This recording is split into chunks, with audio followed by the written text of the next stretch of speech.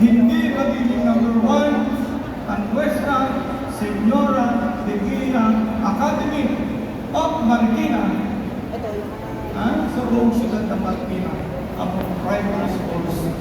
Kundi dahil sa inyo. 2023, tayo yung nag-overall champion sa sports competition. Binuhos ko ang inyong galing. 2024, although naman pa na-announce kung sino ang overall champion dito sa siyudad ng Marikina, pero ako naniniwala na tayo pa rin ang overall champion. At hindi naman yan. Magaling tayo sa sports competition, no?